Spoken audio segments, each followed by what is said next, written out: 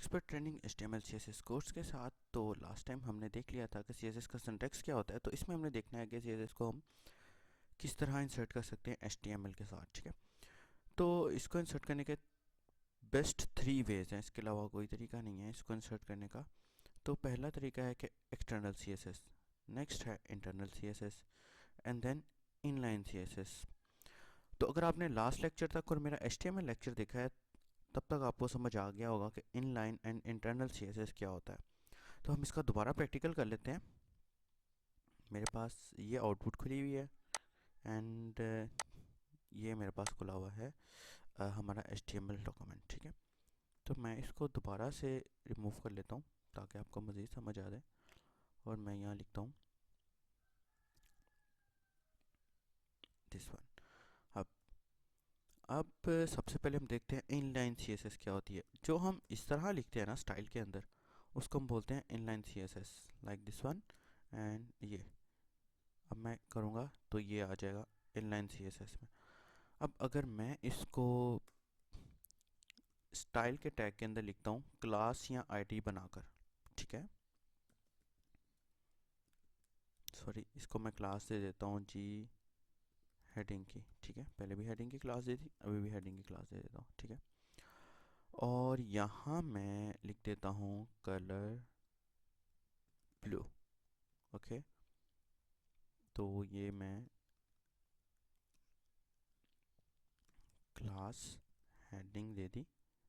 ठीक है, अब देखिएगा इस पर कोई फ़र्क नहीं आया, ब्लू आ गया। अब फॉर एग्ज़ाम्पल मैं यहाँ दोबारा आपको समझाने के लिए, मज़ीद एक्सप्लेन करने के लिए, फॉर एग्ज़ाम्पल मैं यहाँ दोबारा दे देता हूँ कलर। नहीं जी, मुझे नहीं पता CSS की फ़ाइल क्या है, मैं यहाँ कलर रेड दे देता हूँ। ठीक है, अब ये रेड गेट करेगा, क्यों?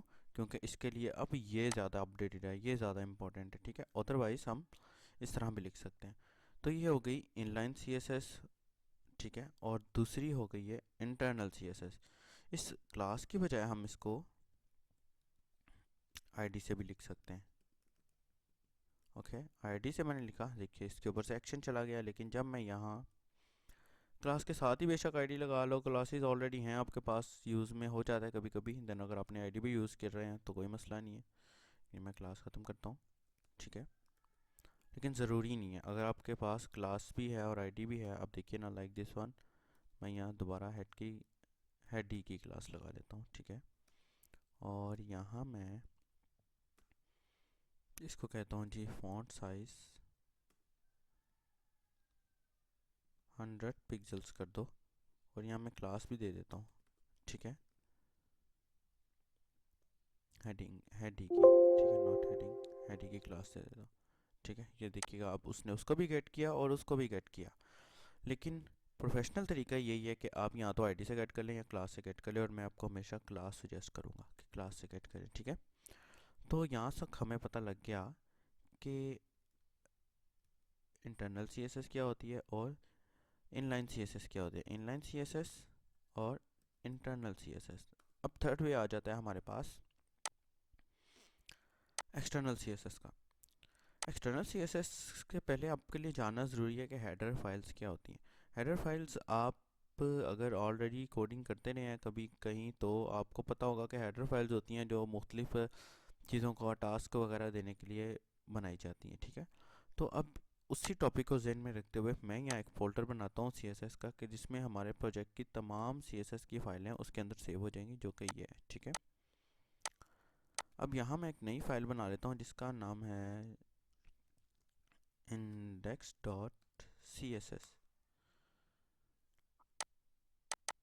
सो ये मेरे पास फाइल आ गई index.css की। ठीक है, अब यहाँ मैं क्या करता हूँ, मैं ये वाली फाइल को यहाँ अटैच करूँगा। मैं लिखूँगा यहाँ लिंक। लिंक लिखने के बाद अगर आप सबलाइन टेक्स्ट यूज़ कर रहे हैं तो आपके पास ये सारी की सारी चीज़ आ जाएगी खुद ही, वरना मैं आपको खुद भी लिख के दिखा देता हूँ। Link rail style sheet. मैंने आपको लास्ट लेक्चर में बताया कि ये CSS जो है ये एक स्टाइल शीट का काम करती है। ठीक है, टाइप इसकी क्या है, टेक्स्ट स्लैश CSS है। अगर यहाँ हम जावास्क्रिप्ट यूज़ कर रहे होते हैं तो हम जावास्क्रिप्ट लिखते हैं। ठीक है, ये लिखना ज़रूरी नहीं है लेकिन प्रोफेशनली आपको लिखना पड़ेगा।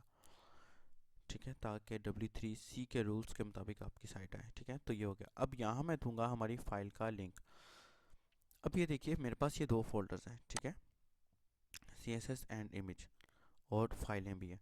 अब जिस फाइल को मैंने लिंक करना है उसकी ऑलरेडी यहाँ मेरे पास आ रहे हैं कि कौन कौन से फोल्डर में कौन कौन सी फाइलें पड़ी हुई हैं। ठीक है, index.html ये पड़ा है, table.html ये पड़ा है। अगर नहीं आ रहा तो आपको इसका प्लगइन डालना पड़ेगा, हम डाल सकते हैं, लेकिन आता होता है ये डिफ़ॉल्ट पे CSS। ठीक है, CSS में index.css जो कि ये है हमारे पास, ये है index.css। मैं खुद आपको लिख के भी दिखा सकता हूँ, ठीक है, क्योंकि इसी फोल्डर के अंदर CSS फोल्डर पड़ा हुआ है।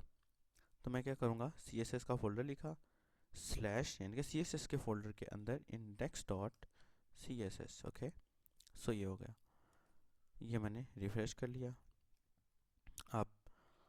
अब मैं अपनी यही चीज़ उठाता हूँ, ठीक है, और इसको ख़त्म कर देता हूँ। इसको भी लगा रहने दें तो कोई इशू नहीं है, मैं इसको ख़त्म कर देता हूँ और मैं यहाँ लिख देता हूँ। ठीक है, अब मैं देखूँगा कोई एक्शन नहीं आया। इसकी क्या वजह है?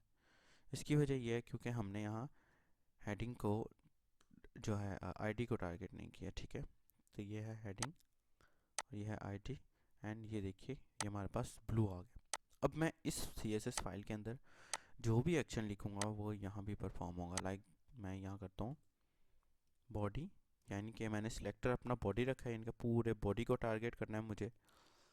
पूरे बॉडी से मुराद ये पूरा जो वाइट कलर का आपके सामने नज़र आ रहा है ये बॉडी है, इस सर्च के नीचे तक, इस सर्च से नीचे सारा वाइट कलर का बॉडी है। मैं इस बॉडी को टारगेट करता हूँ, ये वाले टैग को, और यहाँ मैं लिख देता हूँ, सॉरी यहाँ मैं लिख देता हूँ बैकग्राउंड कलर ब्लू। ओके, तो मैंने रिफ़्रेश किया तो वो भी ब्लू आ गया। ब्लू की बजाय मैं ये लिख देता हूँ ब्लैक, ताकि हमारा टेक्स्ट कलर अंदर मिक्स ना हो। तो ये देखिए ये बैकग्राउंड कलर ब्लैक आ गया। तो ये हो गया हमारे पास कि हमने CSS को किस तरह यूज़ करना है। CSS की 3 टाइप्स हैं यूज़ करने की। ठीक है, inline CSS, internal CSS and external CSS। External CSS को यूज़ करने का फ़ायदा एक और होता है। फॉर एग्ज़ाम्पल मैं यहाँ एक और फोल्डर बना लेता हूँ जिसका नाम है, सॉरी फोल्डर नहीं, फाइल बनाता हूँ जिसका नाम है सॉरी table.html हमारे पास पहले से ही बना हुआ है, तो नो इशू। मैं यहाँ पर एक table.html मैंने फाइल बनाई है, ठीक है, बनी हुई है ऑलरेडी, और यहाँ मैं लिखता हूँ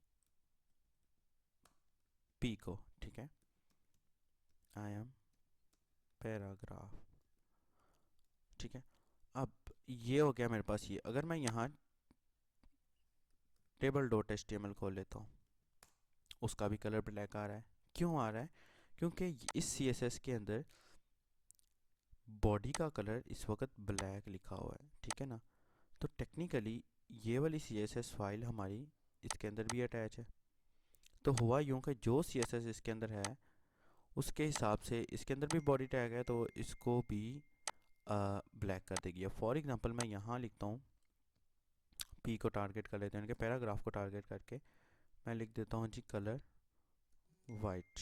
ठीक है, इसमें एक बात ख्याल रखिएगा कि कलर अलग है, बैकग्राउंड कलर अलग है। बैकग्राउंड कलर से मुराद आपका बैकग्राउंड का कलर से मुराद आपका टेक्स्ट कलर है। ठीक है, और कलर की स्पेलिंग COLOR है। तो ये देखिए हमारा वाइट कलर में पैराग्राफ आ गया। अगर फॉर एग्जांपल मैं इसका फॉन्ट साइज़ बड़ा कर लेता हूँ 20 पिक्सल, तो ये आ गया। अब अगर मैं index.html में भी कोई पैराग्राफ का टैग लगा देता हूँ, आई एम दिस,